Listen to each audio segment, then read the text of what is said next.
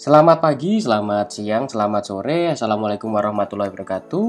Adik-adik, hari ini kita di pertemuan ke-14 mata kuliah aplikasi perangkat lunak rekam medis di Fashankes. Untuk topik pembahasan hari ini kita akan membahas mengenai INA CBGs. Baik, langsung saja kita ke indikator penilaiannya.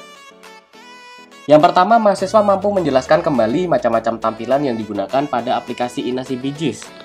Yang kedua, mahasiswa mampu menjelaskan kembali macam-macam menu yang digunakan pada aplikasi INA CBGs. Yang ketiga, mahasiswa mampu menjelaskan kembali bagaimana penggunaan aplikasi INA CBGs. INA CBGs merupakan sistem pembayaran dengan sistem paket berdasarkan penyakit yang diderita pasien. Rumah sakit akan mendapatkan pembayaran berdasarkan tarif INA CBGs yang merupakan rata-rata biaya yang dihabiskan untuk suatu kelompok diagnosis. Jadi untuk aplikasi INA CBGs ini adalah sebuah software di mana software tersebut itu sudah ada paket dari penyakit-penyakit. Jadi untuk penyakit tertentu itu sudah ada besaran biaya yang harus dibebankan pada pasien. Selain itu, di INA CBGs ini sudah ada paketnya. Jadi misalkan untuk suatu penyakit itu, tindakan-tindakan dan juga yang harus diberikan kepada pasien itu seperti apa, itu sudah ada di dalam paket di penyakit daftar di INA CBGs. Jadi rumah sakit itu akan mendapatkan pembayaran berdasarkan tarif sesuai dengan tindakan berdasarkan diagnosis dari penyakit pasien pada Fashankes. Jadi ini sudah dikelola ya sama pemerintah. Jadi INA CBGs ini dikelola langsung oleh Kementerian Kesehatan, dan Kementerian Kesehatan ini sudah melakukan riset di mana untuk penyakit-penyakitnya ini sudah ada patennya dan juga tindakan-tindakan yang harus diberikan itu sudah diatur di dalamnya. Jadi bagaimana sistematikanya? Misalnya, seorang pasien menderita demam berdarah. Dengan demikian, sistem INA CBGs sudah menghitung layanan apa saja yang akan diterima pasien tersebut. Berikut pengobatannya, sampai dinyatakan sembuh dan selama satu periode dirawat di rumah sakit. Jadi misalkan kalau ada pasien dan dia menderita suatu penyakit, itu sistem di INA CBGs itu sudah mengatur, menghitung layanan apa saja yang harus diberikan kepada pasien dan besaran seperti apa yang harus dibebankan kepada pasien. Kalau misalkan pasiennya itu merupakan pasien BPJS atau yang mengikuti asuransi kesehatan, nah itu pedoman yang digunakan adalah pedoman dari INA CBGs untuk biaya besarannya. Apa dampak INA CBGs bagi Fashankes? Dengan menggunakan sistem INA CBGs, maka perhitungan tarif pelayanan lebih efektif berdasarkan pada biaya yang sebenarnya. Melalui INA CBGs diharapkan dapat meningkatkan mutu dan efisiensi rumah sakit. Jadi kalau misalkan rumah sakit ingin mengklaim karena telah memberikan pelayanan kepada pasien, nah itu kurang lebihnya itu biaya yang harus ditanggung itu ya biaya di INA CBGs ini. Ya tidak selalu biayanya itu pas ya kurang lebihnya biayanya itu seperti itu, sebesar itu gitu. Karena setiap penyakit dengan penyakit yang sama pun kan kadang tindakannya itu berbeda. Nah, sedangkan setiap tindakan itu kan memiliki tarif sendiri-sendiri. Jadi kadang itu pada suatu penyakit yang kronis, yang tidak kronis, itu kan memiliki tindakan yang berbeda walaupun dia itu sama-sama menderita penyakit yang sejenis gitu. Sesuai dengan peraturan Presiden nomor 111 tahun 2013 yang merupakan revisi dari Perpres nomor 12 tahun 2013 tentang jaminan kesehatan, bahwa pola pembayaran pelayanan kesehatan di tingkat lanjutan oleh BPJS Kesehatan menggunakan sistem pola pembayaran Indonesia Cash Based Group atau INA CBGs. Jadi memang sudah ada peraturan yang mengenai klaim dari jaminan kesehatan. Jadi INA CBGs ini sudah otomatis legit gitu, sudah resmi, dan patokannya itu kalau misalkan ingin melihat pembayaran ataupun besaran biayanya, rujukannya adalah ya aplikasi INA CBGs ini gitu. Oke, berikut ini adalah alur pengiriman data klaim ke Kementerian Kesehatan dengan metode per klaim. Jadi klaim itu ada 3 macam ya.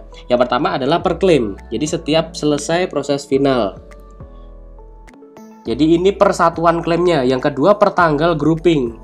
Ada yang klaimnya itu berdasarkan tanggalnya grup. Terus ada juga klaimnya itu berdasarkan per tanggal keluar. Jadi klaim itu dilakukan dengan 3 cara. Yang pertama per klaim, per tanggal grouping, dan per tanggal keluar. Jadi ada pengiriman data pusat data Kementerian Kesehatan ke aplikasi Inasi Bijis versi 5.2 atau SIM-RS. Di situ ada keterangannya hanya bisa dari satu PC atau server. Jadi kalau misalkan menggunakan aplikasi Inasi Bijis dalam suatu pelayanan kesehatan, itu harus menggunakan satu PC saja, tidak boleh menggunakan lebih dari PC, kecuali kalau dia menggunakan sistem server. Jadi yang bisa upload di situ menggunakan satu server. Contohnya gini. Jadi kalau misalkan dia satu PC dan tidak pakai server, dia nanti adalah PC yang ditunjuk untuk melakukan klaim kepada Kementerian Kesehatan. Tapi kalau misalkan dia menggunakan server, berarti satu server itu memiliki banyak PC, dan banyak PC itu dikolek di server tersebut baru dilaporkan ke Kementerian Kesehatan. Jadi yang berhak untuk mengupdate datanya kalau misalkan melakukan klaim ya dari rumah sakit. Tapi untuk mengupdate besarannya itu otomatis datanya itu dari Kementerian Kesehatan. Seperti itu. Untuk interface-nya. Jadi di sini sebenarnya saya ingin mempraktekkan cara penggunaan Inasi Bijis. Tapi menurut saya hanya mengenalkan saja ya untuk gambarannya Inasi Bijis. Karena nanti di semester 5 itu akan ada mata kuliah tentang Inasi Bijis juga. Biasanya ada dosen yang dari rumah sakit itu akan memberikan petunjuk dan juga pengoperasian dari Inasi Bijis langsung dan praktek bagaimana cara mengklaim asuransi kesehatan dari pasien dan juga mengetahui besaran jumlah biaya yang diberikan kepada pasien atas pelayanan kesehatan yang diberikan sebelumnya. Seperti itu. Jadi di sini nanti saya akan memberikan gambarannya saja, tidak terlalu dalam sekali. Mungkin di sini saya akan menggunakan video orang lain untuk pengenalan Inasi Bijisnya. Mungkin bisa disimak bersama-sama. Mari kita simak videonya, siapa tahu bermanfaat dan juga berguna. Oke, mari kita saksikan videonya. Saya akan menjelaskan mengenai data center tenaga kesehatan. Jadi data center tenaga kesehatan ini adalah data center untuk klaim pasien JKN dan non-JKN yang menggunakan aplikasi klaim versi 5 dari Kementerian Kesehatan. Jadi nanti seluruh klaim yang diinput ke aplikasi klaim akan terkirim dan tersimpan di data center klaim JKN ini. Bapak Ibu bisa berkunjung ke sini, ke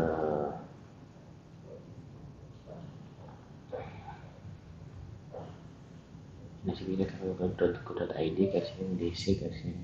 Nanti Bapak Ibu di sini bisa mulai. Username-nya menggunakan kode rumah sakit masing-masing yang berasal dari Kementerian Kesehatan, yaitu yang terdiri dari 7 digit angka. Ini mohon berbeda dengan kode rumah sakit dari BPJS Kesehatan. Jadi yang diinput inilah kode RS dari Kementerian Kesehatan yang berupa 7 digit. Kemudian untuk passwordnya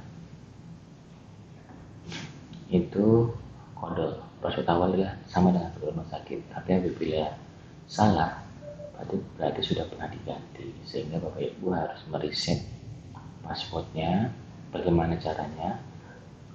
Tata cara meresetnya ada di petunjuk teknis klaim yang ada di website kami di nasibijis.kemkes.go.id.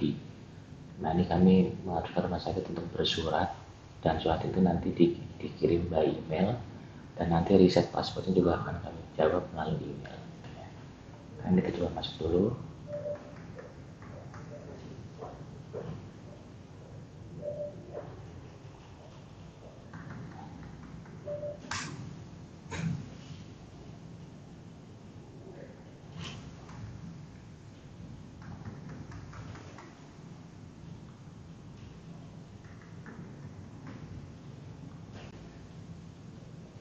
Nah, pada saat pertama kali masuk, nanti biasanya teman-teman rumah sakit diminta untuk mengganti passwordnya.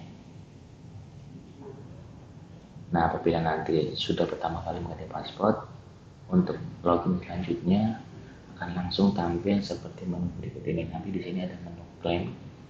Nanti di sini ada Ini tampilan menu klaim ini sama seperti tampilan yang ada di aplikasi klaim. Jadi Bapak Ibu nanti bisa mendownload juga klaim-klaimnya dari kami di data center.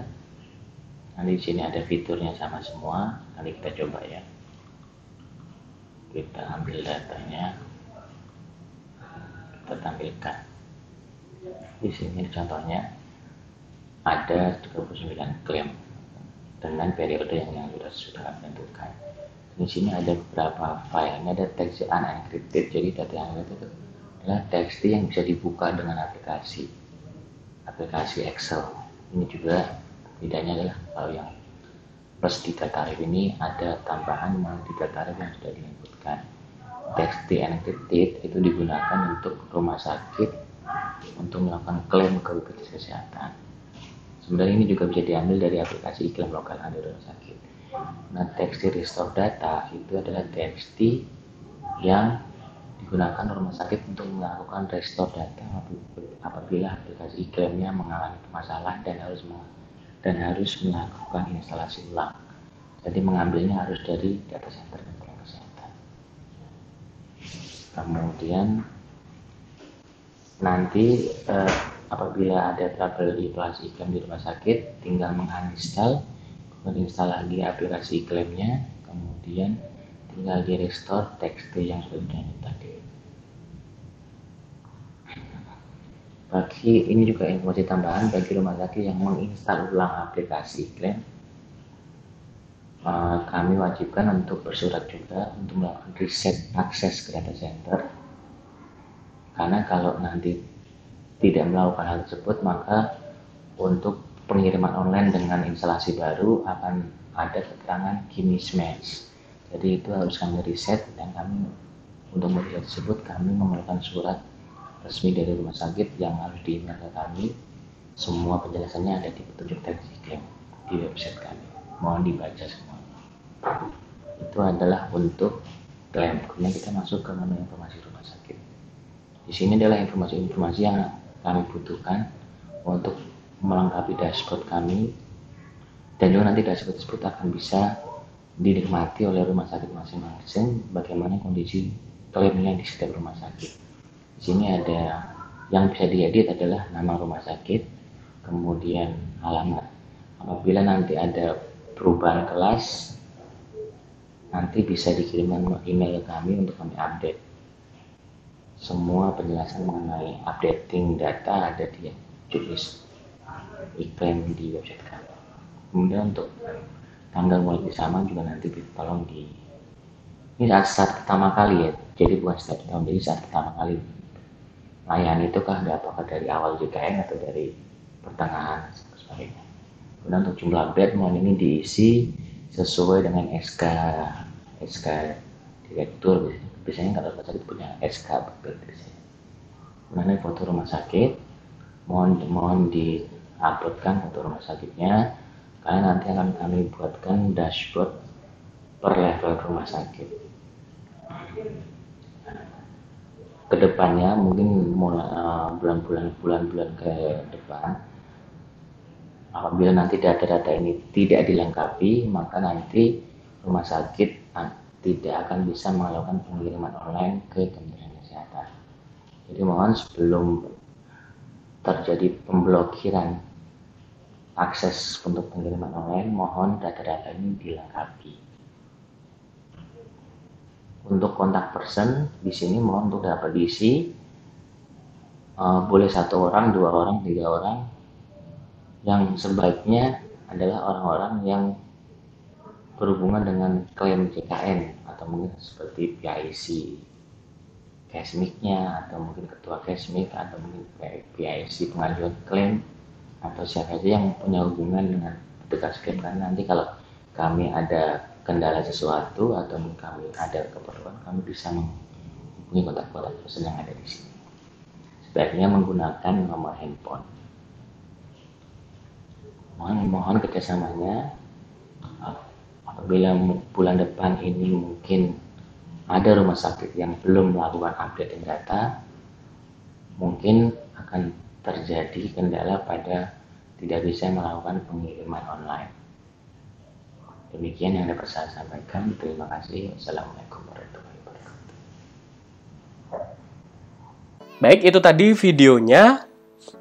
Semoga bisa bermanfaat. Ini referensi yang saya gunakan.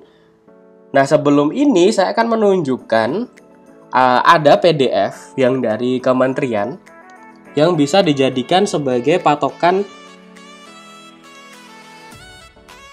dalam penggunaan inasi bijis.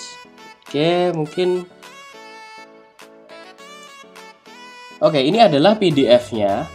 Oke, mari kita lihat dulu. Ini adalah petunjuk teknis aplikasi inasi bijis versi 5. Kementerian Kesehatan Republik Indonesia, Pusat Pembiayaan dan Jaminan Kesehatan, National Case-Mix Center 2016. NCC. Jadi untuk inasi bijis ini ada berbagai versi ya. Sebelumnya ada versi 4. Nah, sekarang versi terbarunya adalah versi 5.47. Itu adalah versi terbarunya. Jadi kalau misalkan mau migrasi dari versi 4 ke versi 5, itu ada hal-hal atau petunjuk yang harus dilakukan oleh penggunanya. Jadi tidak asal langsung install, selesai gitu, tidak. National Case-Mix Center, what we do? Jadi tim tarif Kementerian Kesehatan Republik Indonesia yang dalam struktur berada di bawah Pusat Pembiayaan dan Jaminan Kesehatan atau PPJK mempunyai tugas dan tanggung jawab diantaranya adalah melakukan pengembangan, monitoring, serta evaluasi terhadap pola pembayaran yang berlaku di Program Jaminan Kesehatan Nasional atau JKN.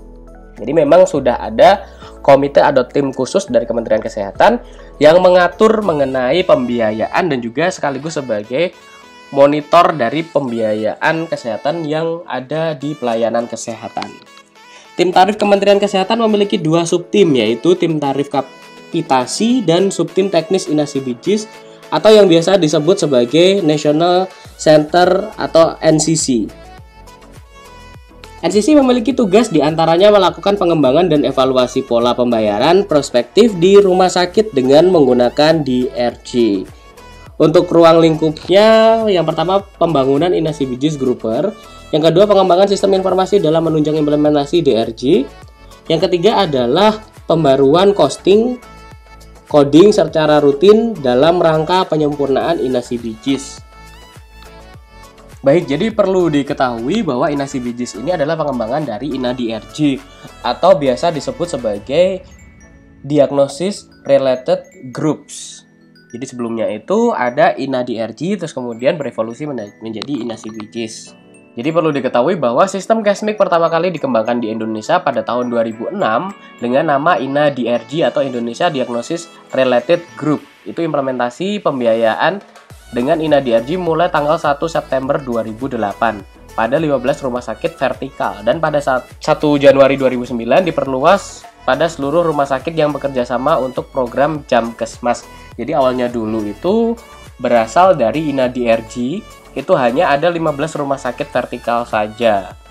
Tetapi kemudian diperluas lagi pada tanggal 31 September 2010 dilakukan perubahan nomenklatur dari INA-DRG atau Indonesia Diagnosis Related Group menjadi inasi bijis Indonesia Case-Based Group seiring dengan perubahan grouper dari 3M grouper ke UNU atau United Nations University Grouper. Jadi ini sudah ada patokannya dari UNU atau United Nations University. Terus kemudian sampai di bulan Oktober 2010 sampai Desember 2013 pembayaran kepada pemberi pelayanan kesehatan atau PPK lanjutan dalam jaminan kesehatan masyarakat Jamkesmas itu menggunakan inasi bijis. Sejak diimplementasikannya sistem Case-Mix di Indonesia, telah dihasilkan 3 kali perubahan besaran tarifnya, yaitu pada tarif INA-DRG tahun 2008, tarif inasi bijis pada tahun 2013, dan tarif inasi biji pada tahun 2014. Itu untuk tarif inasi biji itu memiliki 177 kelompok tarif terdiri dari 789 kode grup atau kelompok rawat inap dan 288 kode grup atau kelompok rawat jalan, menggunakan sistem coding dengan ICD-10 dan diagnosis ICD-9CM untuk prosedur atau tindakannya. Untuk pengelompokan kode diagnosis dan prosedur dilakukan dengan menggunakan grouper UNU atau UNU Grouper. UNU Grouper adalah grouper Case-Mix yang dikembangkan oleh United Nations University atau UNU. Oke, mari langsung saja daripada kita berlama-lama. Di situ untuk aplikasi Inasi Bijis pertama kali dikembangkan versi 1.5 yang berkembang sampai dengan saat ini menjadi versi 5 dengan pengembangan pada beberapa hal diantaranya yang pertama interface, fitur, grouper, penambahan variabel, tarif Inasi Bijis, modul protokol integrasi dengan SIM RS dan juga BPJS, serta rancangan bangun pengumpulan data dari rumah sakit ke BPJS Kesehatan dan Kementerian Kesehatan Republik Indonesia. Jadi versi awalnya itu adalah versi 1.5, terus kemudian dia berkembang lagi versi 4, terus kemudian dia berevolusi sampai sekarang versi 5.4.7. Tadi sudah saya jelaskan ya tadi di PowerPoint-nya juga. Oke, pada aplikasi ini yang digunakan pada tahun 2016 telah mengalami perubahan yang cukup signifikan baik dari segi interface maupun rancang bangun alur pengiriman data. Jadi memang sudah ada evolusi yang sangat berbeda sekali. Untuk 7 hal itu yang dirubah, ada interface, fitur, grouper, dan lain-lainnya. Oke, mari langsung saja ke PDF berikutnya. Untuk fasilitas kesehatan atau Vaskes yang belum memiliki kode registrasi, itu harus registrasi dulu online di websitenya yankes.kemenkes.go.id di Direktorat Jenderal Pelayanan Kesehatan Kementerian Republik Indonesia. Kementerian Kesehatan Republik Indonesia. Kemudian setelah mendapatkan kode registrasi, fasilitas kesehatan diwajibkan menginformasikan kepada pusat pembiayaan dan jaminan kesehatan untuk dapat dimasukkan dalam aplikasi Inasi Bijis melalui email di aplikasi.inasibijis@gmail.com atau dapat langsung diserahkan ke pusat pembiayaan dan jaminan kesehatan untuk selanjutnya database rumah sakit akan diberikan kepada Vaskes melalui email atau diberikan secara langsung kepada Vaskesnya. Untuk aplikasi Inasi Bijis versi 5 dapat diperoleh mengunduh secara online melalui website inasibiji.kemkes.go.id pada menu download. Jadi silahkan kalau misalkan ingin langsung mempraktekkan Inasi Bijisnya bisa masukkan inasibiji.kemkes.go.id pada browser. Kemudian di situ nanti akan ada download. Di bagian download itu ada 2 macam, download dan juga patch. Jadi setelah di-download, diinstal, kemudian di-download juga yang bagian patch-nya, kemudian jangan dibuka dulu. Kemudian lakukan patch terlebih dahulu. Kemudian Sekretariat Tim Tarif Inasi Bijis di Pusat Pembiayaan dan Jaminan Kesehatan lantai 14 Gedung Prof. Sayudi Kementerian Kesehatan Republik Indonesia. Kalau pengen datang, itu ada sekretariatnya. Tapi menurut saya tidak terlalu kurang efektif ya. Jadi bisa langsung di-download saja. Terus dapat menyalin dari Vaskes terdekat yang telah memiliki aplikasi Inasi Bijis versi 5 secara gratis. Ini aplikasinya secara gratis ya. Tapi mungkin cara yang dilakukan yang umumnya yang tidak memberatkan adalah cara yang pertama, yaitu mengunduh secara online di website tersebut. Terus kemudian ada tata cara instalasi dan operasional aplikasi dapat dijelaskan di kemudian. Ini nanti untuk PDF-nya akan saya berikan, silahkan dibaca-baca sendiri. Mungkin nanti akan sangat membantu. Jadi untuk Inasi Bijis ini secara prakteknya nanti akan dijelaskan di semester 5. Tapi harusnya PMIK itu sudah mengetahui ada aplikasi yang namanya Inasi Bijis untuk mengklaim dari asuransi pelayanan kesehatan. Ini adalah tata cara instalasi Inasi Bijis versi 5.0. Jadi memerlukan koneksi internet minimal menggunakan Windows 7. Terus ada maintenance-nya di situ. Paling nggak ada UPS-nya dan macam-macam. Oke, cara menginstalasinya klik kanan, terus kemudian pilih Run as Administrator. Terus kemudian jawab yes. Terus kemudian pilih bahasanya, bisa pilih bahasa Inggris atau bahasa Indonesia. Kemudian next. Install. Setelah installnya selesai, nanti tata cara penggunaannya adalah jangan lupa dibuka dulu, ada control panel di situ dari SAM. SAM ini adalah sebuah DBMS atau Database Management System yang fungsinya adalah mengkoneksikan antara database dengan software, baik itu browser maupun dia aplikasi desktop. Jadi silahkan nanti running untuk bagian Apache dan MySQL-nya di start ya, jangan lupa ya kalau perlu diklik admin. Jadi loginnya itu atau menjalankan aplikasinya itu berdasarkan administrator. Kemudian masuk ke browser. Browsernya ini macam-macam, bisa pakai Chrome, bisa pakai Mozilla, bisa pakai Internet Explorer ataupun Opera dan macam-macam. Jadi silahkan nanti masuk browsernya, kemudian ketikkan localhost atau iklim. Oh ya, jangan lupa kalau misalkan di sini itu warnanya hijau, berarti dia sudah aman, jadi bisa di running. Tapi kalau misalkan dia gagal atau stop atau warnanya merah, itu sangat disarankan bukan harus disarankan ya, itu wajib untuk di running. Jadi kalau misalkan warnanya di sini merah, itu berarti dia servisnya itu belum running secara benar. Mungkin bisa karena portnya itu bentrok dengan aplikasi lain, itu juga bisa. Nah, caranya nanti ya portnya itu harus diganti. Di sini kan ada port tulisan 80443. Nah, itu mungkin sudah dipakai di aplikasi lain. Nah, nanti bisa ganti port untuk ininya. Seperti itu. Jadi pastikan ini warnanya hijau, tidak merah. Kemudian masuk browsernya, ketikkan di web browser localhost /acclaim. Nanti akan ada username dan juga password untuk login. Silahkan masukkan InaCBG. Untuk passwordnya adalah InaCBG juga. Terus kemudian tampilannya akan seperti ini. Ya kurang lebihnya seperti yang sudah dijelaskan pada video tadi. Oke, di sini ada pengaturan atau pemeliharaan. Klik setup rumah sakit untuk kode rumah sakitnya. Biasanya nanti kalau praktikum itu sudah ada kode rumah sakit yang diberikan. Seperti itu. Oke, nanti bisa dicoba dan juga nanti PDF-nya akan saya berikan kepada adik-adik. Nanti silahkan dipelajari untuk interface-nya itu secara lengkap. Tadi kan sudah dijelaskan di videonya ya. Tapi kalau misalkan pengen praktek langsung, silahkan.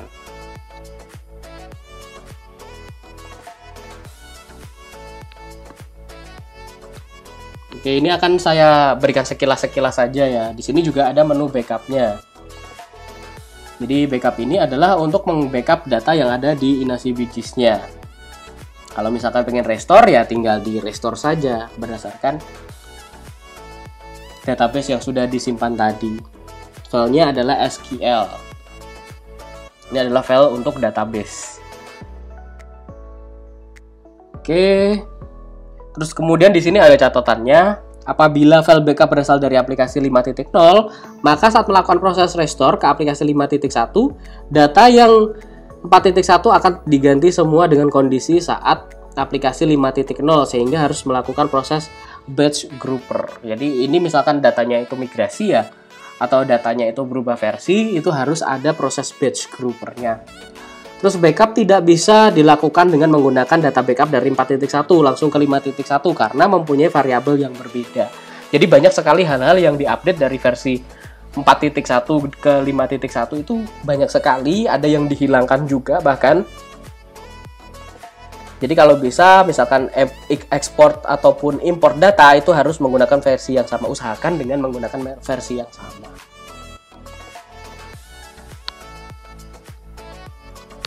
Oke, ini ada coding, grouping, data online, laporan.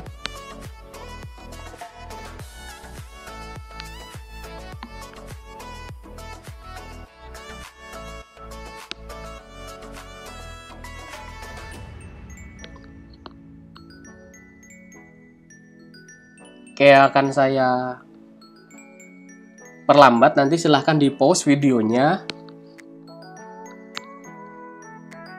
Nah, ini adalah beberapa keterangan di situ berdasarkan kode. Kalau kodenya X094X itu gagal, data tidak lengkap. Itu terjadi karena ada beberapa data input yang tidak memenuhi syarat, seperti pengisian tarif rumah sakit di mana dibuat minimal adalah 15.000 pada aplikasi versi 5. Jadi sudah ada ketentuannya di situ. Kalau misalkan menemui error itu sudah ada keterangannya. Nanti di bagian akhir itu akan ada, di bagian akhir PDF-nya ini itu akan ada frequently question ya. Jadi pertanyaan-pertanyaan yang sering ditanyakan mengenai InaCBGs nanti akan kita bahas satu persatu.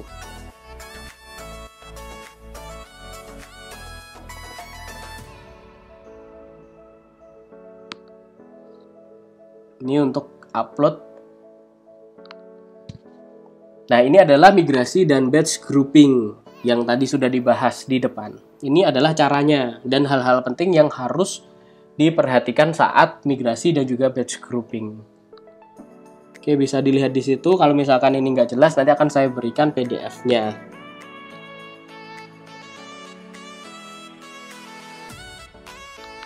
Ini adalah batch grouper. Nih, bagi rumah sakit yang telah melakukan instalasi dan entry data aplikasi InasiBGIS 5.0, silakan langsung melakukan upgrade ke versi 5.1 dengan menggunakan patch aplikasi InasiBGIS 5.1. Jadi tadi kalau misalkan kita sudah membuka website untuk download InasiBGIS ini di inasibg.kemkes.go.id, di situ nanti ketika kita klik download itu nanti akan ada dua file. Yang pertama adalah file InasiBGIS-nya, yang kedua adalah untuk patch aplikasi InasiBGI. Jadi nanti setelah install InasiBGI, kemudian harus dilakukan patch. Tadi sudah saya jelaskan ya di bagian depan tadi. Nah, ini adalah frequently asked question atau FAQ. Jadi pertanyaan-pertanyaan yang sering ditanyakan mengenai InasiBGIS.